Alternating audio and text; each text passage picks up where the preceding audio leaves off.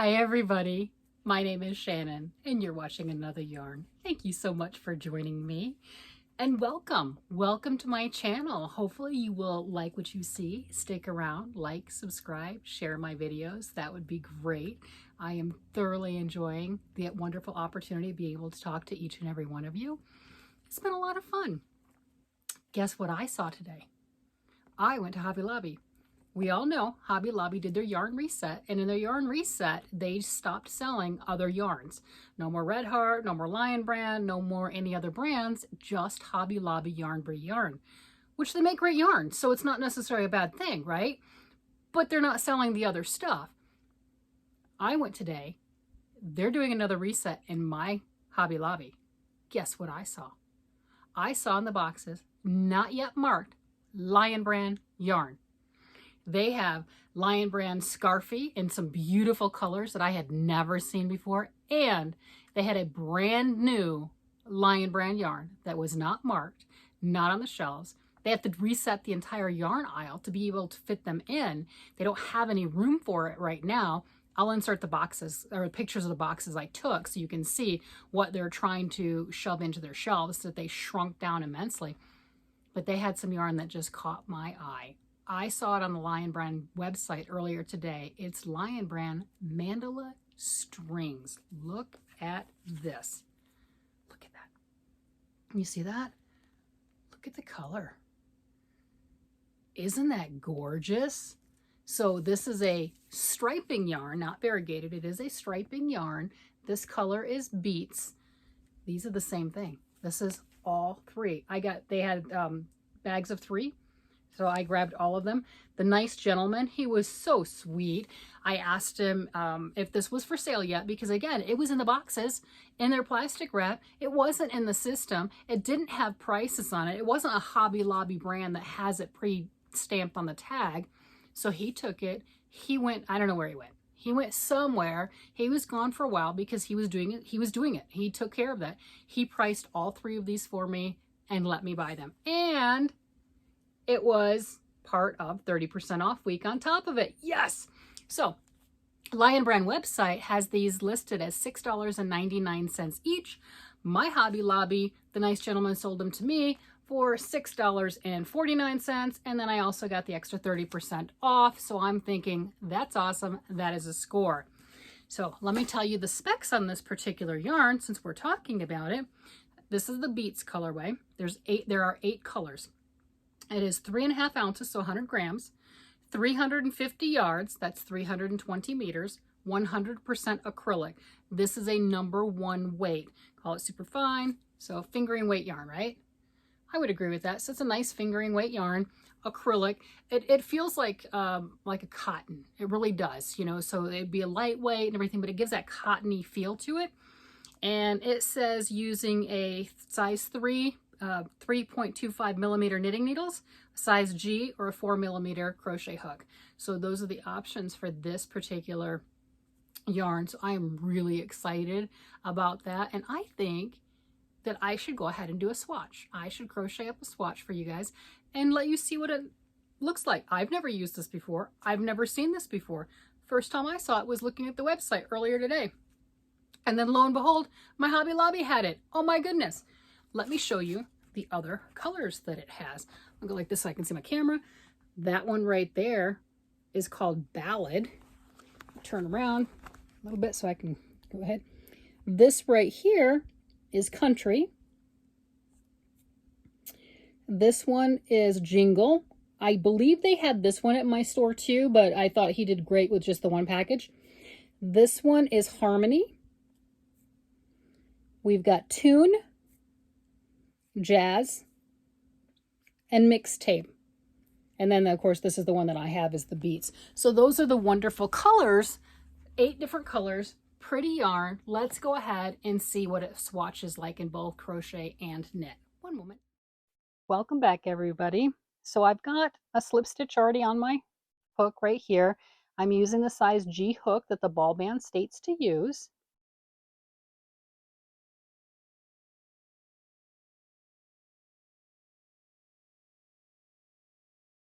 Okay, so I've got 15, 16 stitches here, and I'm just going to go ahead and put a row of single crochet on here just to see what this yarn feels like, how it behaves, what it acts like.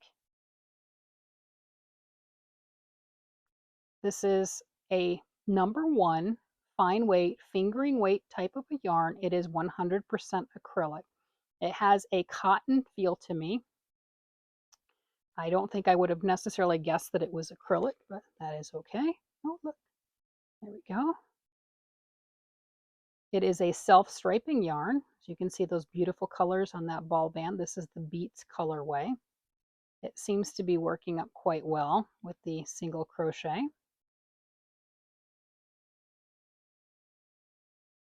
There we go. Do some more. Want to get a decent amount so we can kind of look at it, feel it, touch it, kind of see how it bends, how it reacts, how it behaves with the different stitches. So I've got just 2 rows of single crochet working on right here. That first couple rows are always fiddly because you're holding on to that thin little chain and trying to put stitches in there.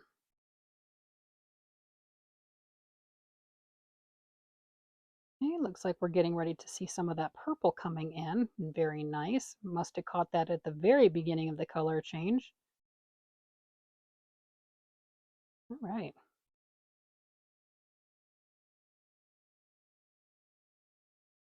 All right, so we've got 2 rows of single crochets. Now I'm going to do some half double crochet just to see how that looks. The goal here is to look at the different stitch definitions this particular yarn gives. Does it actually have a good stitch definition? Can you see if you did any fancy stitches or nice stitches on here? Would you be able to see it? Would you be able to view that? Would it be worth it? You know how like some of your super fuzzy mohair type yarns or furry yarns, you don't necessarily want to put in a cable if you're a crochet or if you're a knitter, and you don't want to do your fancier stitches because you're not able to see those. So I don't know what's going on here.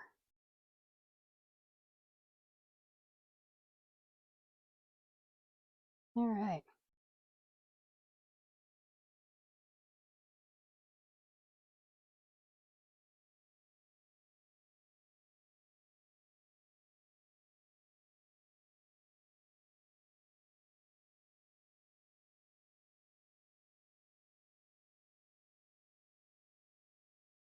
Okay, so we've got 2 rows of half double crochet and the sun outside just went down, so I am losing my light.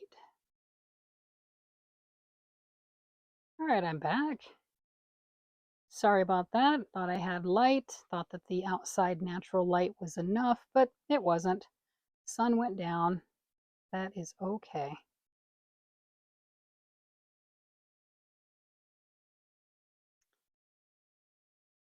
Oops. So there's half double crochets there. Let me go ahead and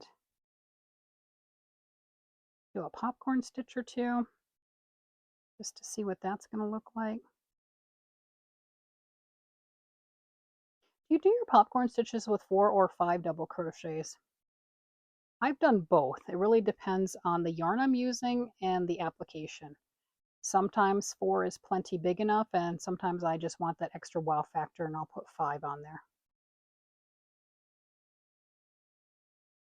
I think that's just another one where it's preference. Or if you're following a pattern, you might actually want to follow the pattern. Okay.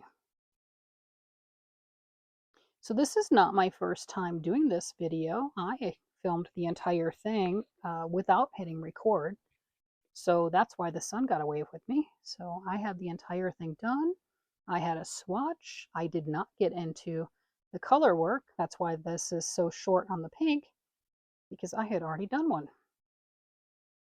It just didn't hit record. I finished it and went to hit stop, and by golly, I didn't need to hit stop. I'm pretty sure everybody that has made a video has done that at least once. Little disappointing, but I get to play with this yarn a little bit more. see what it feels like. Show it off a bit more. There we go. So I don't think I've told you in this one yet. I told you on the last one that didn't get recorded. This is a machine wash and dryable yarn. So that makes it better for kids' things and things along that line. I've gone ahead. For the bobbles, I think they do show up well. This one's 4 stitches and this one's 5 stitches, since we were talking about that. So I started off and I did 2 rows of single and then a couple rows of half double crochet, added a couple of bobbles in there, did a row of single crochet. Now I'm going to go ahead and pick up stitches to show you what it looks like knit. So when you're doing this, I'm going to just go through and pick up 1 stitch per each single crochet. But if this was your project and you wanted to increase, one of the options that you can do is, here's the back loop right here. See that? So I'm picking up 1 in the back loop. And then right here, picking up 1 in the front loop. So now I've got that increase without really making a bigger, bulkier spot. I'll leave that there. So that's just another fun option for people who want to knit on their crocheting or something along that line. You can also crochet onto your knitting, and I've done both, and I do have videos where I've shown projects using both techniques. I like the way when this is picked up, it looks really nice right here. So if you're going to do something, you can see where I picked up that 2 and the 1. But if you're doing something, you've got that beautiful chain there. That's a nice, that can be a really good design element in your garment if that's what you wanted to make. And you wanted to use both mediums, crocheting and knit. So I am a continental knitter. You can see I hold my yarn in my left hand, and that is partially because I taught myself how to knit. I learned how to crochet when I was 10, and I taught myself how to knit not long after that. And I did 1 baby doll outfit, and it was done in 2 pieces, halves. And I got the first half done, and then the direction said reverse all shaping for the second half.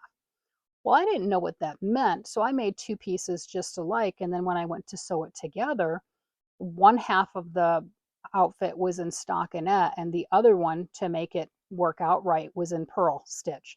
And that wasn't really a style at that time period, and I didn't really like that, and I definitely didn't want to make another outfit like I had just done. So I was a little irritated, but I knew how to knit, I could purl, and I taught myself enough to say, yes, I can knit. And that's where it stood for a decade plus. You know, I conquered it, right? I could do it. I just chose not to. And I don't know, probably about 25 years ago or something along that line, I picked up the knitting again. And my reasoning was I liked the very ornate cables. I could do cables with crocheting, but crocheting takes more yarn and it creates a heavier product, especially if you're doing the front post, back post cables, which I was doing. And I can tell you, I had some pretty ornate front post, back post cables with saddle sleeves and really interesting and intricate designs that I just did because, well, that's what I did. You didn't have all the magazines and things and the resources that we have today. So I just created it on my own with no patterns. Thought that was a lot of fun. But I couldn't replicate 100% the way knitting looked, the way knitting felt. It was lighter. The fabric was lighter. The cables, just the cables with all the seed stitch interwoven in and things along that line. I wanted that. I wanted that texture. So that spurred me on to learn how to knit, was to be able to do that. I was already doing intricate lace with crochet, with tablecloths and doilies and things along that line. And I was already doing cables with the front post and the back post and the different stitches, but I didn't get the look that I wanted. So that's why I started knitting. But I do both, and I enjoy both, and they have their different uses. It really depends on what you want to make and why you want to make it. That makes a difference. Just fun stuff. So I have been working with this for a little bit. Let me turn this one around and I can show you what it looks like in stockinette. And that is knitting on the front side and purling on the back side.